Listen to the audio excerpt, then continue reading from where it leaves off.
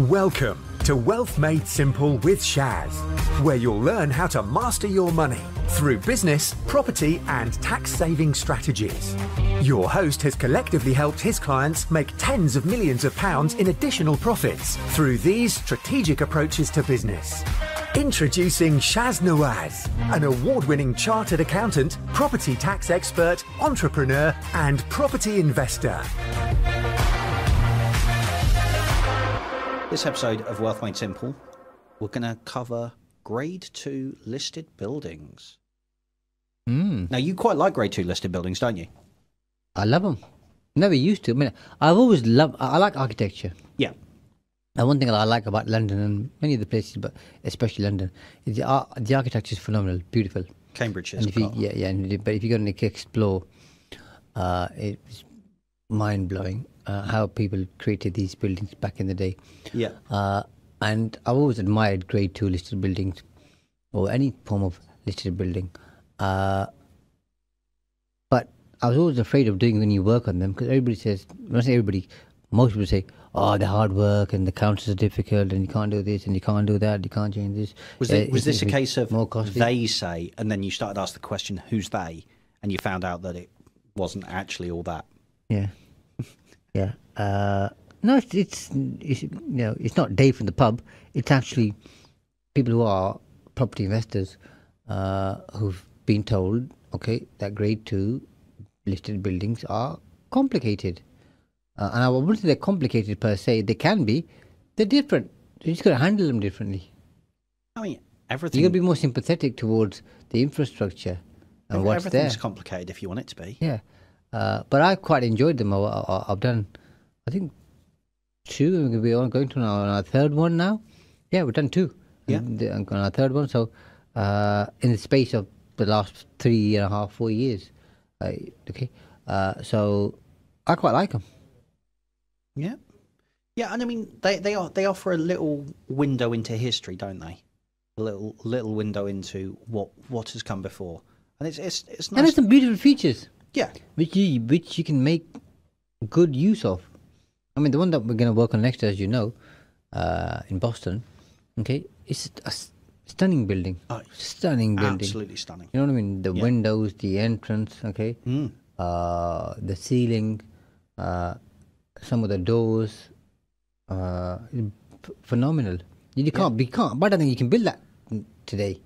Or if you did, it'd cost a lot of money. It would cost a lot. To that level and that type of material, and some of that maybe it's become obsolete, or there's better way of doing things, and it probably costs too much to do. But yeah, it's just stunning. Yeah. And I mean, the thing with older buildings, Grade 2 listed buildings, things like that, is, you know, some of the things that were not considered features when the building was built have become features over time. Yeah, because they've kind of become obsolete. You know, between us, you and I went. It must have been it was last year now, and we went and looked at a building, and the ceilings were very, very low. Do you remember? Oh yes. And I mean, below the legal standard for this day and age. Yeah. And I mean, I'm not the tallest man in the world. You know, I touch 6 foot on a good day when I've got my heels on, and the rest platforms. But you know, you had to duck to walk around this entire building. Yet other buildings of the same period have these huge vaulted, lofted ceilings that very high ceilings seem to go on for absolutely miles, and they're fantastic. Because sometimes, and in some cases, and I've seen people do this, you can the ceilings are that high. You can get a second floor in there. We've done that. Yeah, we did that at the New England Club. Mm-hmm. We're so high, we got a third floor in there. Yeah, exactly. And as long as you go into it with your eyes wide open, you do all the structural work, you understand what it is you're getting into, things like that are entirely possible. And from an investment point of view, if you're investing in a very high ceilinged Grade 2 listed building, ceilinged, there is no ceiling on it. You can do things like that, and if you're doing, for example, as you were, a commercial conversion, going from commercial property to residential, you're turning it into what is essentially high-end flats. Suddenly you've got triple the space, or at least double the floor space that you had before, because you make use of that airspace, if you like, in between floors. If done right, they are attractive to many people because they're beautiful buildings, and you can make some features out of them. We have made quite a few different features over the years, and they're more appealing. Yeah. So there's more demand for them. There is, because they're different. Yeah, and to add on to that, there can be more demand for them, but there's also for renters, not necessarily investors, because a lot of investors hear the word grade 2 listed and get scared. Truth. But there's also a limited supply of them overall when compared to your bog standard building. Yeah, your bog standard building. Yeah, because they don't make them like that no more. They don't make them like they used to, Shaz. No. Well, Hitler bombed some of them, didn't he? Well, yeah. In London, and the rest that we've got are well preserved. Yeah, and and they will last for another 100 years, willing. But but that's one of the nice things about them is they are there, and people want to live. And the last property I was looking at buying, one of the selling features of it was that this is an old listed building that's got character. It's quirky, and a lot of people really, really resonate with that. They really like it. They enjoy the quirkiness of it, the little things that you don't get in a flat pack house, as as the term goes. A wimpy or a persimmon or whatever. Yeah. Which makes grade 2 listed buildings very, very attractive for buyers as well as investors. Absolutely. What was I going to say there? I've completely lost my train of thought. While you think about it, okay, I think obviously you have to work very closely with the local authority, and they'll have a conservation officer. Yeah, who will want to work closely with you. There may be more work that you need to do because it's an old building, and the sound testing, acoustics, pressure test, all that kind of stuff, and not just the tests, but more work to meet the current standard and criteria. Not always, but it could be. It can work in your favour because the next one that we're doing in Boston, which I just mentioned, it's got the floors are made of cement. So that's good soundproofing in itself. Do you know what I mean? That's going to save us money. And then once you've obtained planning, you then got to get listed building consent as well. If you don't, you're in big trouble. You're breaking the law. So you got to make sure you get that. And then obviously the council will have a certain view on the windows, the doors, external features, internal features. And sometimes some of the stuff, with all things being equal, Kieran, is ridiculous. We had one door knackered. I said, you can't change it. But the door's knackered. Yeah. It's no good to anybody, and it's not. Show me the feature that this door has, or what's special about it. There was nothing. No, but you weren't allowed to change it. No, we weren't. Another one, we had a busted fireplace. Horrible. Really. You could have replaced it and done something similar in a much better way. And it would look good. Wouldn't let you do it. Sometimes they pick stuff, but you think, here, there's no real reason, but more often than not, to be fair to councils, most of them are that I've had exposure with, both for my clients and myself.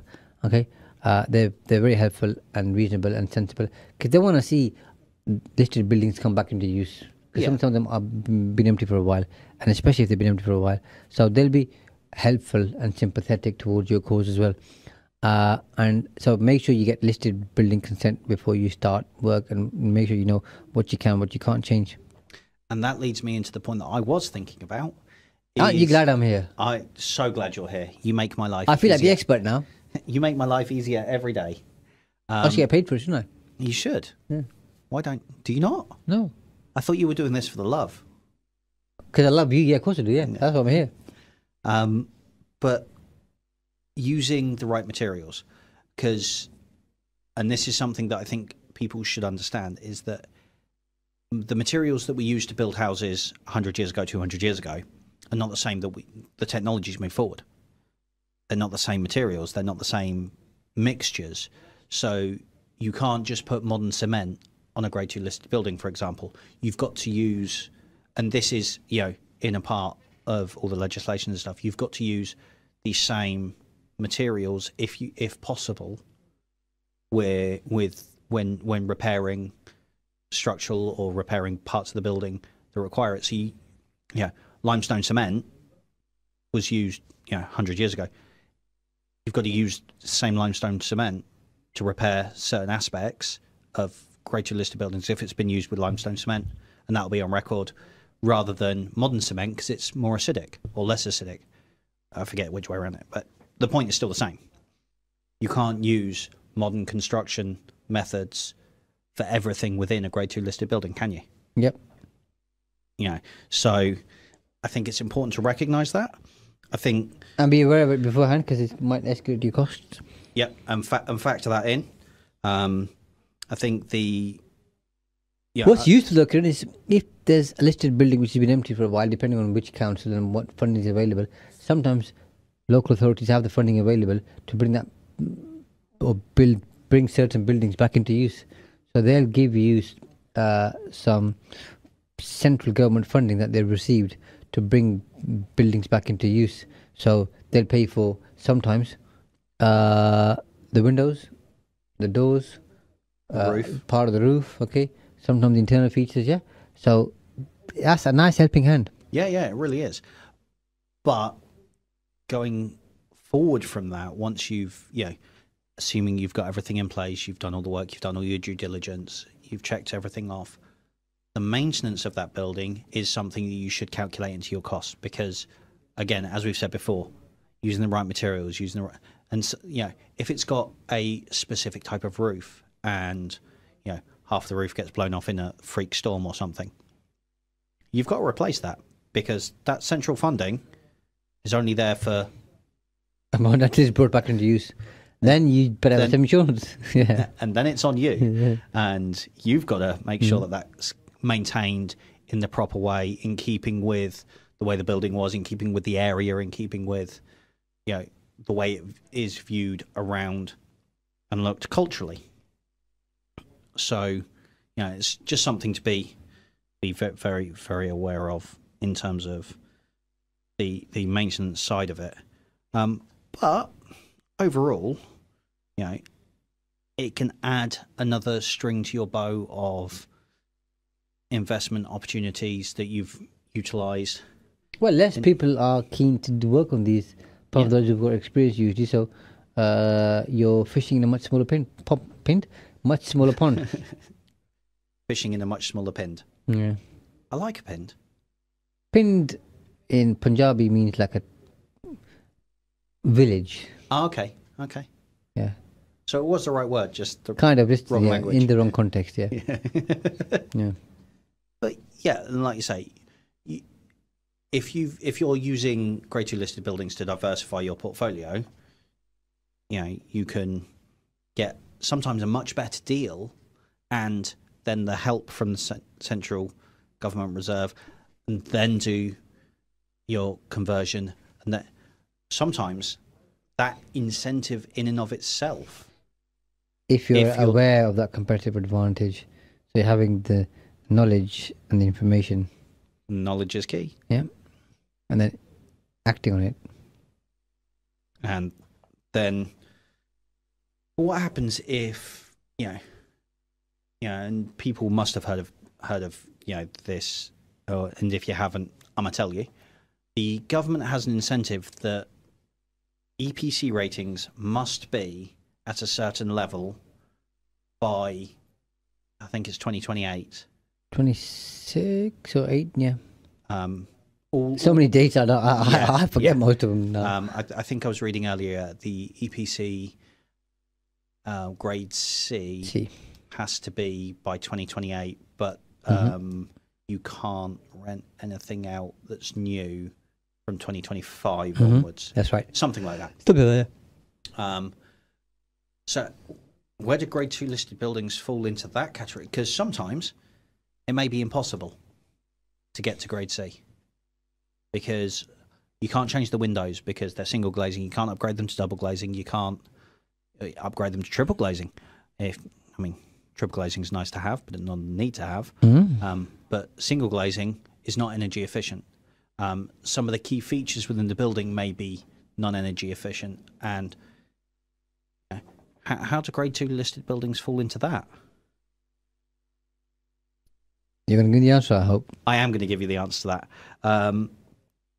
The thing with grade 2 listed buildings on any of that side of it is there are certain exemptions to the legislation, provided you can prove that you are not allowed to change the windows, make the changes that would allow you to be compliant with it. But you've got to jump through all the rings, you've got to jump through all the hoops, you've got to make sure that when you're doing all the work and when you're implementing things, everything else you've got is up to scratch, or in some cases above that code, because obviously an overall rating of EPCC, for example, is an average of all the energy ratings within the unit. So if you may have to spend a little bit more and get better energy efficient radiators, for example, if you can install new radiators, better efficient, if you're keeping, the other bits and pieces, insulation in the ceiling, in the floor, things like that need to be better than the average. Of course you do, because you've got to compensate for. Because you've got to compensate for of the windows, if that were for example, relevant. Yeah, of course you do. Yeah. So it's something to be aware that it may actually cost you more in that regard, in terms of overcompensating in other areas that you can compensate in, versus the things you cannot change. Now we can do about that, my friend, when it's government regulation. Yeah, but it's something to be aware of that in your calculations. Calculations, your costs, you can't, because a lot of people will go, the government minimum is C. Okay, I'll make sure I hit C, and that'll be the end of that. Yeah, and it's more expensive to hit A. So can you blame them? That's just. I have no problem with people who, as long as you're meeting government guidelines and legislation, fine.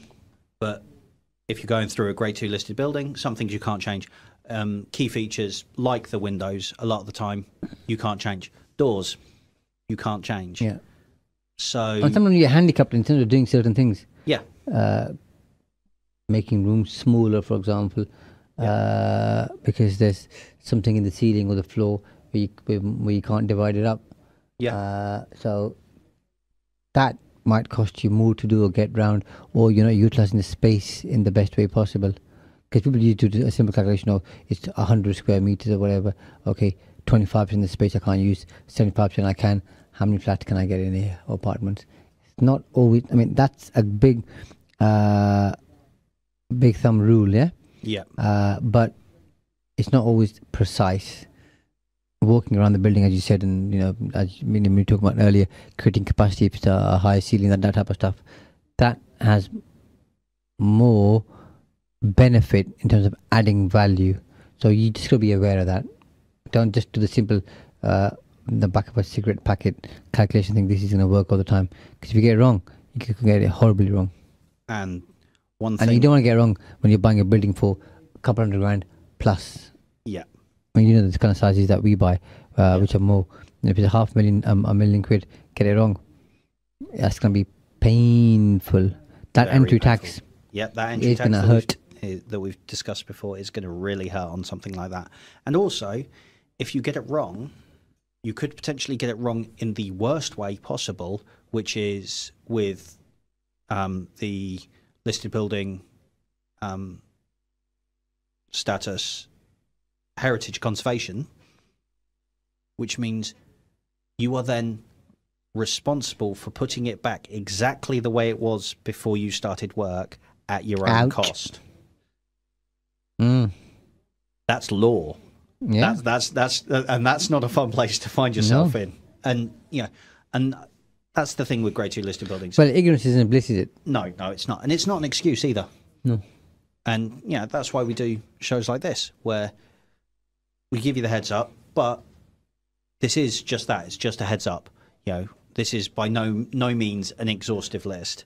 There are so many. You're fully conclusive, yeah. No, there are so many other things to cover, and I mean, we could go on for a good few hours about grade 2 listed buildings. Yeah. And about because it's interesting. Yeah, and there we are. Taking a look at actual grade 2 listed buildings, going if you look at and the difference between grade 2 and grade 1 listed buildings. Oh, that's a big difference. They're huge difference. Yeah. But we don't have time or scope for that on this particular show. Yeah, don't look at grade 1. Just stick to grade 2 for now. Stick to grade 2 for now. Trust me on that. Yeah. You'll have to take my word as as gospel. Because grade 1 listed buildings, that's a whole new ball game. Yeah. But if you are interested in grade 2 listed buildings, go around, have a look at them, enjoy their character, enjoy the quirkiness of them, enjoy the difference that they bring. And they give you a competitive advantage because most people shy away from them. Yep. And then that's just it. Enjoy the competitive advantage you get of being one of the few people that will go through grade 2 listed buildings and look to work with them, work on them, and work with somebody. If it's your first project on a grade 2 listed building, work with somebody who's got experience, like a specialist builder. Yeah, who can work on grade 2. Having a mentor, a coach, or a guide, or a JV partner who's done that stuff before. Yeah, and you cut your teeth into the job. Don't get greedy. I want to keep it all to myself, but I don't know what I'm doing. I'll have a go. Wrong kind of business to be having a go. Wrong business my friend. To have a go. Yeah. Because you know how that usually ends up. That usually ends up with you missing some important piece of legislation and having to put the building back exactly as you found it. Sleepless at your own nights, cost, with tears, tears, loss, weight loss, aging by 10 years. Every day. More grey hair loss. You know what I mean? Yeah. And everything else that comes with it. It's not worth it. It's not worth it. It's not a good place to be in. But if you are interested, do your due diligence, do your research. But they are a fantastic thing to add to your portfolio over time. And they will continue to grow. They will continue to stand there. But as long as you do all the work that is required of you beforehand, it's a great investment, in my personal opinion. But they've served me well over the years, and that's why I continue to look for them and work on them. And we were talking about on a different episode in terms of getting the best out of your job. When contractors, subcontractors come in, they'll love working on them too. Yeah. Because they're quirky, they're different, they've got features, okay? They're slightly special, okay? So they'll take good care and come up with some good ideas on how you can make it even better. So it makes the building process more interesting, enjoyable, and more enjoyable. Yeah. But as Shaz rightly just said, make sure you do get a specialist who has worked on grade 2 listed buildings before, because otherwise you could end up in hot water.